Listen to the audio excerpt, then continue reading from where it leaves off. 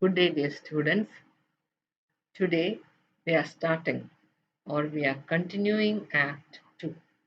In the previous class, we were all shocked by the death of Raibea by Paravasu, and you will find that Aravasu was forced to do the funeral rites and also the penitential rites of the father. So, in a way, you find that this is indeed too much for Aravasu to accept because the day had been hectic for him with the death of Yavakri, funeral of Yavakri, and then rushing along to attend the meeting of Nikolai's father and the villagers, only to find that they waited for him, and because he did not attend, they decided her father decided the wedding of Nikolai, and so he understood that Nikolai was lost to him. So all these had taken its toll, so that when Paravasu told him to do this, he said yes, nothing more. And so you find that in Act 2, that is, a lot of things happened. Loss of Nitlai to another man, Vishaga and Yavakri. The instance of seeing Vishaga and Yavakri in an compromising situation and Yavakri's death and burial had all taken a toll on Aravasu. He did not think more about Paravasu's dark plans. He just agreed to do whatever that his brother had told him to do, that is to bury his father, for their father, and do penitence. Even if Paravasu is not doing it, he will do that because as a Brahmin, it is his duty to bury his father, and he will do that. But this time, it is Paravasu who is to do the penitence. And this is where there is a difference. Parasu leaves for fire sacrifice. Vishaga goes to the hermitage while Aravasu starts the funeral pyre. He starts collecting the wood for the funeral pyre and he starts the funeral pyre. And then comes the confrontation of Paravasu and Brahmarakshasa. In the earlier uh, video, I have already told you that there is a character called Rakshasa, who can't be seen by the others or even the human beings, and he is going around the fire sacrifice. And there is always the threat from the Brahmarakshasa that they will try to stop or do mischief with the fire, fire sacrifice. But Paravasu was able to see Brahmarakshasa. He confronts him. Brahmarakshasa wants Paravasu to release him and help him. And Paravasu says, I don't help anyone because that is not in his nature. If it is to help someone, then he must be the one to get advantage of that. If there is any advantage to him by helping others, then he'll do it. Otherwise, he will never help others. He is very open about it. And the Brahmanishtra says, since your father called him forth, uh, he is Paravasu's brother. That is Brahmanishtra reasoning with Paravasu. And he explains his state as a soul locked in nothingness, like a fetus stitched up inside its mother's sac. Means it can't move anywhere, it can't go anywhere, it is locked in nothingness and nothing to look forward to, no birth, no death, nothingness, stretching endlessly. And these are the words of a Brahmarakshasa who was destined to remain in that manner because in the earlier life he had been a Brahmin who was much cruel and he was much worse than Paravasu. And so he was cursed to this kind of a situation. And so from that situation, Paravasu's father, Raibaya, called him forth. And so he was able to do something for a Brahmin even if it means killing another Brahmin, he did that. So he says that you, as your father, had called me forth, so naturally you are my brother. As a brother, you can release me from this state. And I'm in the state of um, nothing to look forward to, no birth, no death, nothingness, stretching endlessly. Rabaya plucked him out and put him back in time to kill Yavakri. So Rabaya is the one person who plucked him from his Brahmaraksha state and put him back in time to kill Yavakri. And after that, he just do not know where to go and how to spend his life. And now he has a hope of release from this state of immortality. He doesn't want immortality. He is like a soul locked in nothingness, and this nothingness is horrible. So Aravasu, this confrontation goes on, and Paravasu says, "Yes, it's just not possible because I don't help others. That's a fact, of course, and he is not going to get any advantage by this, by this, and so he is not going to do anything to help him out." Aravasu returns, completing funeral rites. There was no one in the hermitage. There is no trace of Vishaga. He comes to the sacrificial area and he finds cobwebs on the water pot, which indicates that Vishaga had long gone. And if cobwebs are to be there on the water pot, it means that it was not used also. There is no trace of Vishaga. So he has nothing else to do at the hermitage, so he walks all the distance to the sacrificial area and sits among other Brahmins watching the ritual, because usually you are to attend that, and if you have time, you go and sit and watch that. Paravus was engrossed in doing the rites of the chief priest, and he was so involved in that, and at first he doesn't notice Aravasu. Suddenly, he notices Aravasu among the audience, and he turns pale. And even if he has all the tricks in his with him to outwit Aravasu, the witness to his father's killing, his patricide, is Aravasu. And if Aravasu is there, then it is dangerous for him to be there. And you can't trust a person like Aravasu. And I don't, and he is not ready to take any chance. He turns pale, and when he turns pale, he stops suddenly, and words of chanting also stopped. And the others start looking at the chief priest, who had suddenly stopped chanting mantras while it is his duty to continue. Nothing should stop him. And then a drama starts, a word play. And this drama is really interesting. A drama in the sense the way Paravasu acts out, proving that he is a better actor than Aravasu, better actor at tricking people. And so here begins a drama. He points to Aravasu, and Aravasu gets up.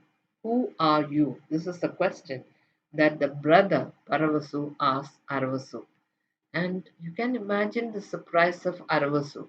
Why are you asking this question? You know who I am. Who are you? Where have you come from? And Aravasu says, brother, you know, and nothing is taken. Paravasu just wants an answer from Aravasu. Who are you? And he says, I'm Aravasu. Where have you come from? I'm coming from burying my father, from my funeral. These are answers that Paravasu knows quite well, that will be given by Aravasu. Aravasu knows quite well. But there is something behind these questions to his own brother. He wants to prove to the audience, he wants to prove to the Brahmins who are sitting there, and also the people who have come for the fire sacrifice, as to who Aravasu is, not owning up the brother nature, or but what he had done. And poor Aravasu answers, and he says he is returning after completing the obsequies of his father and the expiation. So Arasu is like this answering this question. Arasu asks, "Who are you?" And Arasu says, "I am Aravasu." "Where have you come from?" And Paravasu knows quite well where he has come from. But he wants Arvaso to tell the audience also as to from where he is coming from. And he says he returning after completing the obsequies of his father and also the expiation. And Paravasu drills him. Why the expiation? Aravasu answers, he was killed. It was not a natural death, it was an unnatural death, a murder. He was killed. And then comes the next question, significant question from Paravasu. Paravasu, who had killed his own father. And before the audience, he is asking Aravasu to speak up. And what will Arvasu say as to who killed the father? At whose hands, he says. Here he is giving Aravasu a chance to speak out the truth, accusing him before the public. But he knows with absolute certainty that Aravasu will not do it to his brother because he has so much of respect and love for his brother Paravasu. So Aravasu says, at the hands of his son. How was he killed? How was the father killed? And at whose hands? Parvasu need not have given that or asked that question. But somehow or other, he wants to put all the blame on Arvasu just to satisfy his own self. But he is forgetting conveniently what Rabbiah had told him that even if you trick the people, gods will be looking up for him and they will know the truth. So and they will return that is you will be punished for what you are doing. That is something that Parvasu had not listened properly, or even if listening he doesn't mind that, because the moment comes when he is going to confront Indra the god and be a god for a moment. Parvasu says at the hands of his son, and being an actor has got its own uses. He knows how to be cryptic, because when he says Aravasu says that the father was killed at the hands of his son, the crowd will conclude definitely that it is Aravasu who had killed the father, because the crowd had no idea that their chief priest left the sacrificial site the previous night. Only Aravasu knows it, Vishaga knows it, and Raibaya knows it. And Raibaya is not there, and Vishaga had already left, and that leaves only Paravasu and Aravasu. And the crowd is not going to take the words of Aravasu, who jumps and dances and plays parts and be part, and who is doing a lot of things which is unbrahmanical. And so the question and the answer session over, the crowd now races against Aravasu when he says at the hands of his son. And that is, the crowd had no idea as to what Paravasu had done. To them, the chief priest is there at the sacrificial site. Paravasu calls out, patricide, definitely patricide. But it's not Aravasu who had done it. Aravasu did not say that he did it, but Aravasu said that a son had done it. And he is being very cryptic about it. Cryptic in the sense that there is a meaning there, but only Paravasu and Aravasu will know the meaning. The crowd will not know that. Paravasu calls out patricide. The sacrificial site is sanctified, so you are defying that sanctity and you are destroying that sanctity. So he calls out to the guards to throw out Aravasu. And poor Aravasu asks, why? Why? Because the first why is, why are you doing this? Second why, you have told me to do this. You are the person who committed patricide. So why are you doing this? He doesn't understand his dear brother. So Paravasu gives his reasons that the sacrificial site is sacred and sanctified, and so naturally, a person who had committed such a crime should not be there. The guards come out, and you will find that they are so ready to pull out Aravasu from there, and the rites begin again with more vigor. what had been interrupted for a moment, because Parvasu had already warned the king that there can be interruptions because the fire sacrifice is about to be over, and there will be evil forces coming out to stop that, because once it is complete there is going to be a lot of benefit, and naturally something good should be stopped, and so the evil forces will be there. That's why we have seen the Brahmarachas going around. And now you will find that it is not the outside evil forces that is stopping, but it is Parasu himself who had done that. And so he had done it out of his ego, had left the fire sacrifice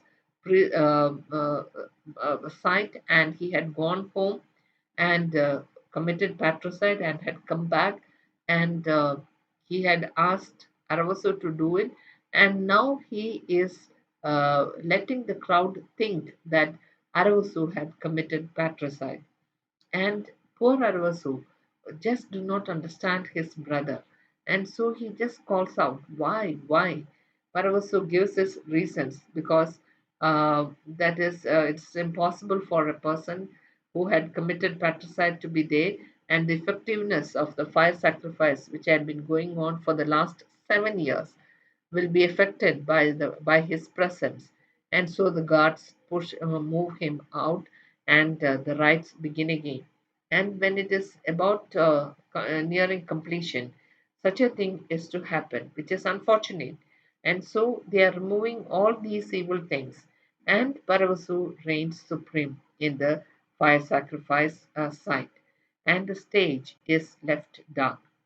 So, dear students, you find Act 2 is complete. Act 2, which is crucial. And at the same time, you will find that it is indeed a site which is uh, worth thinking about, because this act too opens up the hypocrisy of the chief priest Paravasu and the willful transgression of the rules, as Rabbeya says, because he did that deliberately, even in a way challenging God's. And Rabbeya's disappointment and hatred towards his own son is quite obvious. He abuses his son and uses words to say that his son will be dirty the fire sacrifice area, and he had told the same thing to the king when the king chose his son, who is younger. And Rabbeya was so angry because uh, thought that Rabbeya is too old, and he will not be able to live for 7 years because he is old, and he makes fun of both the king and the chief priest Parosu, saying that 7 years has gone by, I am still alive, and maybe I'll continue living and will be able to do the funeral rites of my own sons. And how can you measure that? How do you know that I'll be dead before that time?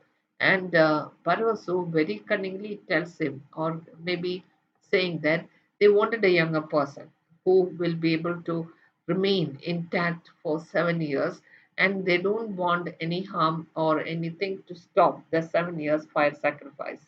So Rabbeya was disappointed. He was feeling hatred towards his own son, which is not natural. And so he will do anything to stop the son becoming the chief priest, or the fire sacrifice becoming a success with his son as the chief priest. And then you will find that Act 2 deals with Arvasu's loss of Nithilai. And why? Because he had the goodness of heart to give a proper burial, a proper funeral to Yavakri. And that made him late, and so he lost Nithilai. And then you have also seen Vishaga's mental torture, the mental torture that she had gone through for 7 years. No husband to protect her, and she had to endure the attention of the father in law, and she was in a desperate situation. She had become old before her time, and then comes her young lover Yavakri, who teases her and makes it a point of having witness to for their union, and that is Arvasu. So that also, when he had done it deliberately for the others to witness, so that the whole world should know that Paravasu's woman was taken by Yavakri, and that is something that she had to suffer. And the mental torture was too much. Along with it, she was ready to die in the hands of her husband, but the husband commits patricide before her and puts all the blame, or puts it on Aravasu, the younger brother. It was too much for her to take it, and she leaves the hermitage. And all these comes to play in Act 2. So here you find a proper drama within that act 2 happening. Of course there are other things, but here you find in act 1, you have seen act 1 closes with the death of Yavakri by the Brahmaritasa summoned by Rabaya, and in act 2 you find Rabaya killed by his son Paravasu, and the killing goes on, the bloodshed goes on, even though it is among the Brahmins. So here, Kannad is setting the stage for a proper downfall. Let's see what is open up for Act 3, and we'll see that, we'll watch that in the next video. So, dear students, go through these lessons, go through these pages, and understand how it is, read the words as such, and you are given a very short summary of those dialogue, but it is good to read those dialogues. It is interesting, and you get the full sense of the drama through the dialogue. So you will know that Kannad, the great artist, the great dramatist, had set the stage for a downfall, and let's wait for that in Act 3. Thank you. See you again. You will find more details later, and I hope you will enjoy the drama. Thank you.